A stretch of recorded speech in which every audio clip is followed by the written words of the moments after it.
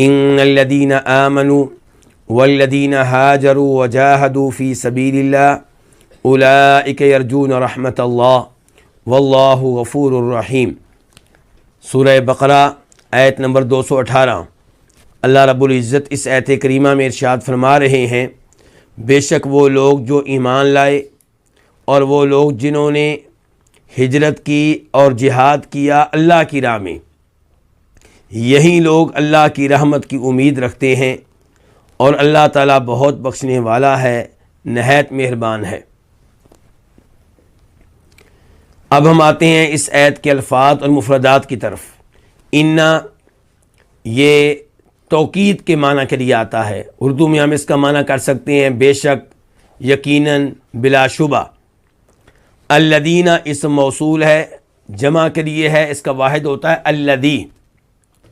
تو ان الذین بے شک وہ لوگ، آمنو فعل ماضی ہے، جمع کے لیے ہے، وہ ایمان لائے، اس کا واحد ہوتا ہے آمنا، وہ ایمان لایا۔ والذین ہاجروا، اور وہ لوگ ہاجروا جنہوں نے ہجرت کی۔ ہاجروا فعل ماضی ہے، جمع کے لیے ہے، اس کا واحد کیا ہے؟ ہاجرہ، اس نے ہجرت کی، ہاجروا انہوں نے ہجرت کی۔ اور یہ لفظ جو ہے یہ ماخوذ ہے ہاجرہ سے۔ ہاجرہ کا لفظی معنی ہوتا ہے چھوڑنا، ہاجرہ اس نے چھوڑ دیا۔ جب ہاجرہ ہوا تو اس میں ایک حرف زائد آ گیا۔ ہاجرہ میں 3 حرف تھے، ہا جیم را، اور ہاجرہ میں 4 ہیں، ہا کے بعد الف آ گیا، تو جب ایک حرف زائد آیا تو معنی میں بھی اضافہ ہو گیا۔ تو ہاجروا کا معنی کیا ہو گیا پھر؟ کہ وہ لوگ جنہوں نے اچھی طرح چھوڑ دیا کس کو؟ اپنے وطن کو۔ تو اسلام میں ہجرت کس کو کہتے ہیں؟ کہ اپنا وہ وطن، اپنا وہ علاقہ، اپنا وہ ملک جہاں پہ دین پہ عمل کرنا ممکن نہیں ہے، فرائض و واجبات پہ عمل کرنا ممکن نہیں ہے، کبیرہ گناہوں سے دور رہنا ممکن نہیں ہے، اس ملک کو چھوڑنا اور ایک ایسے ملک میں منتقل ہو جانا، ایک ایسے علاقے میں منتقل ہو جانا جہاں پہ آپ دین پہ عمل کر سکیں۔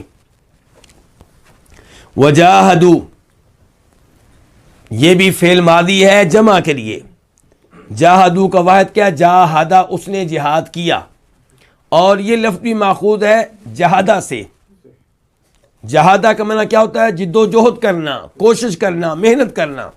اور جاہدہ جب اس میں ایک حرف زائد آ گیا، اور وہ کیا ہے؟ الف، تو ایک حرف کے زائد آنے سے معنی میں بھی اضافہ ہوگا۔ اس کا مطلب ہو جائے گا انتہا درجے کی کوشش کرنا۔ اور انتہا درجے کی کوشش کیا ہوتی ہے؟ کہ اللہ کی راہ میں لڑنا، جان دینے کے لیے تیار ہو جانا۔ اس لیے عام طور پہ جہاد کا استعمال لڑائی پہ ہوتا ہے، اللہ کی راہ میں اللہ کے دشمنوں سے لڑنا۔ ورنہ انتہا درجے کی کوشش جو دین کے لیے ہو وہ جہاد ہے، چاہے وہ زبان کے ذریعے ہو، چاہے قلم کے ذریعے ہو، اور چاہے وہ ہتھیار کے ذریعے ہو، چاہے مال کے ذریعے ہو۔ فی سبیل اللہ، فی کا معنی ہوتا ہے میں، سبیل اللہ، سبیل کا معنی ہوتا ہے راستہ، اس کی جمع ہوتی ہے سبل، راستے۔ اولئک، یہ اس میں اشارہ ہے، اور یہ انہ کی خبر ہے، یہ اس میں اشارہ ہے، یہی لوگ، یرجونا فعل مضارع ہے جمع کے لیے، وہ امید رکھتے ہیں، اس کا واحد ہوتا ہے یرجو، وہ امید رکھتا ہے، رحمت اللہ، اللہ کی رحمت کی۔ واللہ غفور الرحیم، غفور فعول کے وزن پہ بہت بخشنے والا، رحیم فعیل کے وزن پہ نہایت مہربان، بہت زیادہ رحم کرنے والا۔ اب ہم آتے ہیں اس آیت کی تفسیر کی طرف۔ اللہ تعالیٰ یہاں پہ بیان کر رہے ہیں کہ بے شک وہ لوگ جو ایمان لائے اور جنہوں نے ہجرت کی اور جنہوں نے اللہ کی راہ میں جہاد کیا، یہی لوگ اللہ کی رحمت کی امید رکھتے ہیں۔ تو اللہ کی رحمت کی امید کون لوگ رکھتے ہیں؟ ایمان لانے والے، ہجرت کرنے والے اور جہاد کرنے والے۔ تو پہلے نمبر پہ یہاں سے پتہ چلا کہ ایمان کی کیا اہمیت ہے، ایمان کی کیا شان ہے، ایمان کا کیا مقام ہے۔ ایمان رکھنے والا ہی اللہ کی رحمت کا امیدوار ہو سکتا ہے. جو ایمان لائے بغیر اللہ سے اللہ کی رحمت کی امید رکھتا ہے تو یہ اس کی امید بغیر کسی وجہ کے ہے, بغیر کسی سبب کے ہے. ایسے آدمی کو اللہ کی رحمت کی امید نہیں رکھنی چاہیے. روز قیامت اللہ رحمت فرمائے گا تو ایمان والوں پہ فرمائے گا, کسی کافر پہ اللہ تعالی رحمت نہیں فرمائے گا. بلکہ وہ لوگ جو ایمان کی دولت سے محروم تھے, انہوں نے دنیا میں جو بھی اچھے اعمال سر انجام دیے, دنیا میں ہو سکتا ہے انہیں ان اعمال کی وجہ سے کوئی بدلہ مل جائے, لیکن آخرت میں انہیں کچھ نہیں ملے گا. امام مسلم روایت کرتے ہیں ام المؤمنین عائشہ رضی اللہ تعالیٰ عنہا سے, انہوں نے سوال کیا نبی علیہ الصلوۃ والسلام سے, اے اللہ کے رسول, ابن جدعان زمانہ جاہلیت میں تھا, نیک کام سر انجام دیا کرتا تھا, مسکینوں کو کھانا کھلایا کرتا تھا, اپنے رشتہ داروں کا خیال رکھا کرتا تھا, صلہ رحمی کیا کرتا تھا, کیا اسے ان اعمال کا فائدہ ہوگا؟ فرمایا نبی علیہ الصلوۃ والسلام نے, لا, اسے ان اعمال کا کوئی فائدہ نہیں ہوگا. کیوں؟ اس لیے کہ اس نے ایک دن بھی یہ الفاظ نہیں کہے کہ اے میرے رب مجھے قیامت کے دن بخش دینا, معاف کر دینا. اس کا مطلب یہ ہے کہ آخرت پہ ایمان نہیں ہے, تو اس لیے اسے ان نیک اعمال کا کوئی فائدہ نہیں ہوگا. اس سے آپ اندازہ لگا سکتے ہیں کہ ایمان کی کیا اہمیت ہے. ایمان کی دولت جس کے پاس موجود ہے وہ اگر نیک اعمال سر انجام دے گا اسے یقیناً فائدہ ہوگا. اور ایمان کس چیز پہ؟ ہر اس چیز پہ ایمان لانا ضروری ہے جو اللہ نے ذکر کی ہے, جو اللہ کے رسول علیہ الصلوۃ والسلام نے ذکر کی ہے. اللہ نے اپنا کلام نازل کیا قرآن کریم کی شکل میں.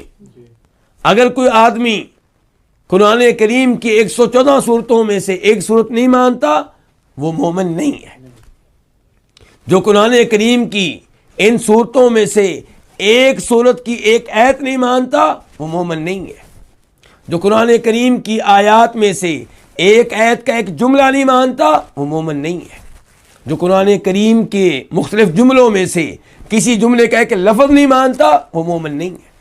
جو قرآن کریم کے سارے احکام مانتا ہے صرف ایک حکم نہیں مانتا, قرآن کے سارے مسئلے مانتا ہے صرف ایک مسئلہ نہیں مانتا, وہ مومن نہیں ہے, وہ غیر مسلم ہے, وہ کافر ہے.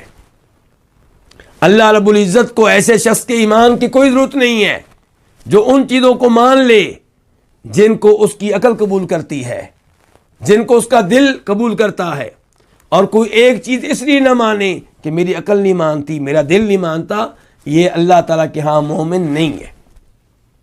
مومن وہ ہے جو اللہ رب العزت کی بتائی ہوئی ہر بات کو آنکھیں بند کر کے مان لے, تحقیق کرے تو اس بات کی کہ اللہ نے یہ بات کہی ہے یا نہیں کہی. جب پتہ چل جائے کہ اللہ نے یہ بات کہی ہے آنکھیں بند کر کے مان لے. وہ شخص مسلمان نہیں ہے جو قرآن کریم کی کسی بات کو تب مانتا ہے جب سائنسدان اس بات کی تصدیق کریں, جب سائنسی لیبارٹریاں اس بات کی تصدیق کریں. اس کا ایمان سائنسدانوں پہ ہے, سائنسی لیبارٹریوں پہ ہے, اللہ پہ ایمان نہیں ہے. ہاں اس میں کوئی شک و شبہ نہیں کہ انسان کسی بات پہ ایمان لاتا ہے اللہ کی وجہ سے, بعد میں پتہ چلتا ہے کہ سائنسدان بھی اس کی تصدیق کرتے ہیں, سائنسی لیبارٹریاں بھی اس کی تصدیق کرتی ہیں, تو اس سے ایمان میں مزید اضافہ ہو جاتا ہے. یہ اچھی بات ہے. لیکن آپ کہیں کہ میں ایمان تب لاؤں گا جب سائنسدان اس کی تصدیق کریں گے, تو ایسا شخص مومن نہیں ہے. تو ایمان لانا ضروری ہے اللہ تعالیٰ کی ہر بات پہ اور نبی علیہ السلام کی بتائی ہوئی ہر بات پہ. جب بھی کوئی حدیث نبی علیہ السلام سے ثابت ہو جائے اس پہ ایمان لانا ضروری ہے. اگر کوئی یہ کہے کہ میں نبی علیہ السلام کی تمام باتیں مانتا ہوں لیکن بخاری شریف کی یہ حدیث میں نہیں مانتا, ٹھیک ہے اللہ کے رسول نے یہ الفاظ کہے ہیں لیکن عقل کے خلاف ہیں, لیکن دنیاوی اصولوں کے خلاف ہیں, تو ایسا آدمی بھی مسلمان نہیں ہے, مومن نہیں ہے.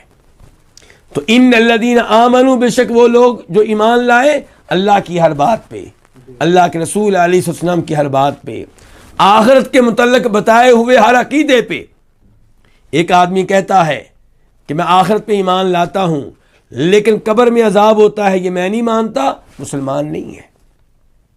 ایک آدمی کہتا ہے میں آخرت پہ ایمان لاتا ہوں لیکن میں نہیں مانتا کہ آخرت میں کوئی ایسا ترازو ہوگا جس میں ہمارے اعمال تولے جائیں گے، وہ مسلمان نہیں ہے۔ ایک آدمی کہتا ہے کہ میں آخرت پہ ایمان رکھتا ہوں لیکن میں یہ نہیں مانتا کہ جہنم کے اوپر ایک پل ہوگا جس سے ہر انسان کو گزرنا ہوگا، وہ انسان مسلمان نہیں ہے۔ ایک آدمی کہتا ہے میرا آخرت پہ ایمان ہے لیکن میں نہیں یہ مانتا کہ اتنا بڑا حوض ہوگا، جس نے اس سے ایک دفعہ پانی پی لیا دوبارہ پیاس نہیں لگے گی، یہ مبالغہ ہے، یہ فضول سی بات ہے، تو ایسا آدمی مسلمان نہیں ہے۔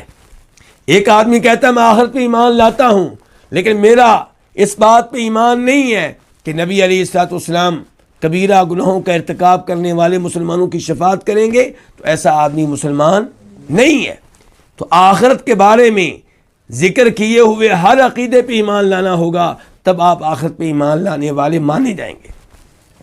ایسے ہی تقدیر پہ ایمان لانا، اس بات پہ یقین رکھنا کہ دنیا میں جو کچھ ہو رہا ہے، جس انسان کے ساتھ ہو رہا ہے، یہ سارے کا سارا اللہ کو پہلے سے معلوم ہے، یہ سارے کا سارا اللہ نے پہلے سے لکھوا رکھا ہے، اور ممکن نہیں ہے دنیا میں کوئی ایسی بات ہو جو اللہ کے علم میں پہلے سے نہ ہو، ممکن نہیں ہے دنیا میں کوئی ایسا کام ہو جو اللہ نے پہلے سے تقدیر میں تحریر نہ کر رکھا ہو۔ اگر کوئی اس کے خلاف عقیدہ رکھتا ہے تو مسلمان نہیں ہے۔ کوئی کہے کہ میرا فرشتوں پہ ایمان ہے لیکن جبریل علیہ السلام پہ ایمان نہیں ہے، میکائیل علیہ السلام پہ ایمان نہیں ہے، اسرافیل پہ ایمان نہیں ہے، وہ مسلمان نہیں ہے۔ کوئی کہے کہ میں تمام نبیوں کو مانتا ہوں لیکن عیسیٰ علیہ السلام کو نہیں مانتا، وہ مسلمان نہیں ہے۔ کوئی کہے میں سب نبیوں کو مانتا ہوں لیکن محمد کو میں رسول نہیں مانتا صلی اللہ علیہ وسلم، تو ایسا انسان مسلمان نہیں ہے۔ تو اس لیے ایک ایک بات پہ ایمان لانا کیا ہے؟ ضروری ہے۔ تو ان الذین آمنوا، بے شک وہ لوگ جو ایمان لائے۔ عظمت ایسے نہیں مل جاتی۔ اولئک یرجون رحمت اللہ، یہ اللہ کی رحمت پہ امید لگانے کے حقدار ہیں۔ عظمت تب ملتی ہے جب آپ صحیح معنوں میں ایمان لے کر آئیں۔ تو ان الذین آمنوا والذین ہاجروا، اور وہ لوگ جنہوں نے ہجرت کی۔ ہجرت کرنا کوئی آسان عمل نہیں ہے۔ جب آپ دیکھیں کہ میرے ملک میں، میرے شہر میں، میرے علاقے میں توحید پہ عمل کرنا ممکن نہیں ہے، 5 وقت کی نمازیں پڑھنا ممکن نہیں ہے، رمضان کے روزے رکھنے پہ پابندی ہے، ان حالات میں اس علاقے سے ہجرت کر کے مسلمان علاقے میں منتقل ہونا واجب ہو جاتا ہے۔ جب اپنے علاقے میں دین پہ عمل کرنا ممکن نہ رہے تو پھر وہ علاقہ چھوڑ کر کسی ایسے علاقے میں منتقل ہونا واجب ہو جاتا ہے جہاں آپ دین پہ عمل کر سکیں۔ شرط یہ ہے کہ وہ علاقہ جو مسلمانوں کا علاقہ ہے آپ کو قبول کرنے کے لیے تیار ہو۔ مکہ سے مسلمانوں نے تب ہجرت کی تھی جب مدینہ والے انہیں قبول کرنے کے لیے تیار تھے، انہیں جگہ دینے کے لیے تیار تھے۔ تو ہجرت بہت عظیم قربانی ہے، اور جو انسان ہجرت نہ کرے ان کے بارے میں اللہ تعالیٰ کیا فرماتے ہیں قرآن حکیم میں؟ ان الذین توفاہم الملائکۃ ظالمی انفسہم قالوا فیم کنتم قالوا کنا مستضعفین فی الارض، کہ وہ لوگ جو فوت ہوتے ہیں تو فرشتے ان سے کہتے ہیں تم کس حال میں تھے؟ وہ کہتے ہیں کہ ہم کسی کافر ملک میں رہتے تھے، کافر علاقے میں رہتے تھے، کمزور تھے، اس لیے دین پہ صحیح معنوں میں عمل کرنا ممکن نہیں تھا۔ آگے سے جواب آتا ہے الم تکن ارض اللہ واسعۃ فتہاجروا فیہا، کیا اللہ کی زمین وسیع نہیں تھی، کشادہ نہیں تھی کہ تم اپنا علاقہ چھوڑ کے کسی ایسے علاقے میں منتقل ہو جاتے جہاں دین پہ عمل کرنا ممکن ہوتا؟ فَأُولَئِكَ مَأْوَاهُمْ جہنم، اللہ تعالیٰ فرماتے ہیں ایسے لوگوں کے لیے کیا ہے؟ جہنم ہے۔ جو کافر ملک میں رہے، مسلمان ملک میں منتقل ہونا ممکن ہو اور اپنے علاقے میں دین پہ عمل کرنا ممکن نہ ہو، پھر بھی ہجرت نہ کرے، تو ایسے افراد کے لیے فرمایا کیا ہے؟ جہنم ہے۔ لیکن اگر کوئی کافر ملک میں رہتا ہے اور وہاں دین پہ عمل کرنا ممکن ہے تو ایسا آدمی گنہگار نہیں ہے. یا وہ کافر ملک میں رہتا ہے لیکن مسلمان ملک اس کو جگہ دینے کے لیے تیار نہیں ہے, نیشنلٹی دینے کے لیے تیار نہیں ہے, اور اس لیے وہ ہجرت نہیں کرتا, تو انشاءاللہ وہ بھی گنہگار نہیں ہوگا. یہاں پہ عبرت حاصل کرنی چاہیے ان لوگوں کو جو کسی مسلمان ملک میں رہتے ہیں لیکن دنیا کی خاطر مسلمان ملک چھوڑتے ہیں اور کافر ملک میں منتقل ہونا چاہتے ہیں. اللہ تعالیٰ تو ان کی عظمت بیان کر رہے ہیں جو دین کی خاطر کس کو قربان کریں, اپنی زمین کو, اپنی پراپرٹی کو, اپنے مال کو, اپنے رشتہ داروں کو, اور مسلمان ملک میں منتقل ہو جائیں. کیا بچانے کے لیے؟ ایمان بچانے کے لیے, دین بچانے کے لیے, شریعت بچانے کے لیے. اور آج بہت سے لوگ مسلمان ملک سے منتقل ہوتے ہیں چند پاؤنڈ کمانے کے لیے, چند ڈالر کمانے کے لیے, چند پیسے کمانے کے لیے, اور قربان کس کو کر رہے ہیں؟ دین کو, ایمان کو. اور کافر ملک کی نیشنلٹی لینے کے لیے کیا لکھتے ہیں, کیا عذر پیش کرتے ہیں؟ جی ہم قادیانی ہیں, اس لیے ہمیں اپنے ملک میں خطرہ ہے, ہماری جان کو خطرہ ہے, اور دیگر کئی دینی امور کی قربانی دیتے ہیں اور کافر ملک میں منتقل ہو جاتے ہیں. تو ایسے لوگوں کو عبرت حاصل کرنی چاہیے اور اس حرکت سے بعد آ جانا چاہیے. مسلمان ملک میں رہ رہے ہیں, وہاں پہ رہیں اور جو رزق ملتا ہے اس پہ قناعت کریں, اس پہ گزارا کریں. صحابہ کرام کی طرف دیکھیں کہ انہوں نے کتنی قربانیاں دی ہیں. بیٹوں کو قربان کیا ہے دین کے لیے, مال کو قربان کیا ہے دین کے لیے, زمین کو, مکانات کو, پراپرٹی کو قربان کیا ہے. تیسرے نمبر پر فرمایا وجاہدوا فی سبیل اللہ, کہ جنہوں نے اللہ کی راہ میں جہاد کیا یہ اللہ کی رحمت کے امیدوار ہیں. جہاد بہت عظیم عمل ہے. اللہ کی راہ میں ان لوگوں سے لڑنا جو اللہ کے دین کی راہ میں رکاوٹ بن جائیں, یہ بہت عظیم عمل ہے. نبی علیہ الصلوۃ والسلام نے جہاد کیا, صحابہ کرام رضوان اللہ علیہم اجمعین نے جہاد کیا. تو جہاد کی عظمت میں کوئی شک و شبہ نہیں ہے, لیکن جہاد سے مراد شرعی جہاد ہے. جہاد کون کرے گا؟ حکمران کریں گے. تو جب حکمران جہاد کے لیے بلائیں تو ان کا ساتھ دینا چاہیے, ان کی قیادت میں لڑنا چاہیے. فی سبیل اللہ, ہجرت کی جائے گی اللہ کی راہ میں, جہاد کیا جائے گا اللہ کی راہ میں. یعنی کہ ہجرت کا مقصد دنیا نہ ہو, جہاد کا مقصد دنیا نہ ہو. مقصد یہ نہیں کہ لوگ میری بہادری کا تذکرہ کریں, لوگوں میں مجھے شہرت مل جائے, مجھے کوئی تمغہ مل جائے, کوئی اعزاز مل جائے. جہاد کا, ہجرت کا یہ مقصد نہیں ہونا چاہیے. تو جو ایمان لائیں اور وہ لوگ جو ہجرت کریں اور جہاد کریں اللہ کی راہ میں, اولئک یرجون رحمت اللہ, یہ لوگ ہیں جو اللہ کی رحمت کی امید رکھتے ہیں. یعنی کہ انہوں نے وہ اسباب اختیار کیے ہیں, وہ اعمال سر انجام دیے ہیں جن کی وجہ سے اللہ کی رحمت پہ امید لگانے کے وہ حقدار ہیں. اور جو ایمان لے کر نہ آئے یا ایمان لانے کے بعد کبیرہ گناہ مسلسل کرتا رہے اور 5 وقت کی نمازیں ادا نہ کرے, پھر بھی کہے کہ مجھے اللہ کی رحمت پہ امیدیں ہیں, تو یہ امید بغیر کسی وجہ کے ہے, بغیر کسی سبب کے ہے. اولئک یرجون رحمت اللہ, تو یہ لوگ ہیں جو اللہ کی رحمت کے امیدوار ہیں. یہاں پہ اللہ کی رحمت سے کیا مراد ہے؟ یہاں پہ اللہ کی رحمت کے 2 معنی ہو سکتے ہیں. نمبر 1, اللہ کی رحمت سے مراد اللہ کی صفت رحمت, یعنی کہ ان کو امید ہے کہ اللہ ہمارے اوپر مہربان ہوگا, اللہ مہربانی فرمائے گا, اور جس پہ اللہ مہربانی فرمائے گا وہی جنت میں داخل ہو سکے گا.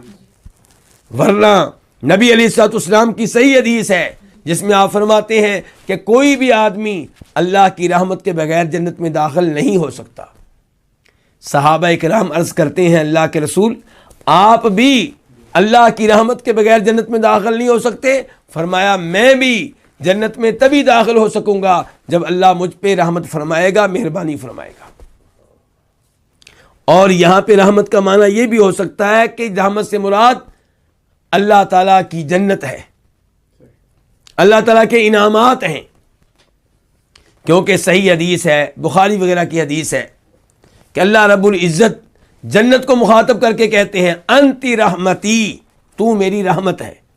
اس حدیث میں رحمت کا استعمال کس کے اوپر ہوا؟ جنت کے اوپر۔ تو میری رحمت ہے، ارحم بکی من اشاء، تیرے ذریعے میں جس پہ چاہوں گا رحمت کروں گا۔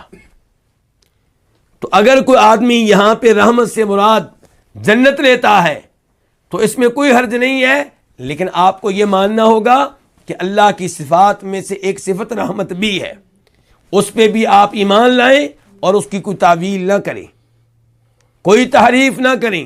آپ مانیں کہ اللہ تعالیٰ اپنے بندوں پہ رحمت کرنے والے ہیں، اللہ کا نام رحمان ہے، اللہ کا نام رحیم ہے۔ تو پھر اگر آپ کہتے ہیں کہ رحمت سے مراد یہاں پہ جنت ہے، کوئی مسئلہ نہیں ہے۔ لیکن اگر کوئی کہے کہ یہاں پہ اللہ کی رحمت سے مراد اللہ کی جنت ہے اور اللہ تعالیٰ کسی بھی انسان پہ رحمت نہیں کرتے، یہ کہنا کہ اللہ رحمت کرتے ہیں یہ درست نہیں ہے، اس کی ہم تعویل کریں گے، تو ایسے آدمی کا عقیدہ درست نہیں ہے۔ واللہ غفور الرحیم، اور اللہ تعالیٰ بہت بخشنے والے ہیں، کن کو؟ ایمان لانے والوں کو۔ ایمان لانے کے بعد پھر آپ سے غلطی ہو جائے جس پہ آپ شرمندہ ہوں تو اللہ تعالیٰ بخشنے والے ہیں، بلکہ اگر کوئی کافر ہے وہ ایمان لاتا ہے تو اللہ تعالیٰ اس کے کفر کو بھی معاف کرنے والے ہیں۔ فرمایا ان اللہ یغفر الذنوب جمیعا، سورہ زمر، اللہ تعالیٰ فرماتے ہیں اللہ تعالیٰ سب گناہوں کو معاف کرنے والے ہیں۔ تو کسی کو اللہ رب العزت کی طرف سے مایوس نہیں کرنا چاہیے۔ اگر کوئی سدھر جائے، اپنی اصلاح کر لے، تو کفر و شرک جیسا گناہ بھی اللہ تعالیٰ معاف کرنے والے ہیں۔ رحیم، اللہ تعالیٰ رحم کرنے والے ہیں، کن پہ؟ جو اللہ تعالیٰ کی رحمت کے اسباب کو اختیار کرے، ایمان لائے، ہجرت کرے، جہاد کرے، دیگر نیک اعمال سر انجام دے۔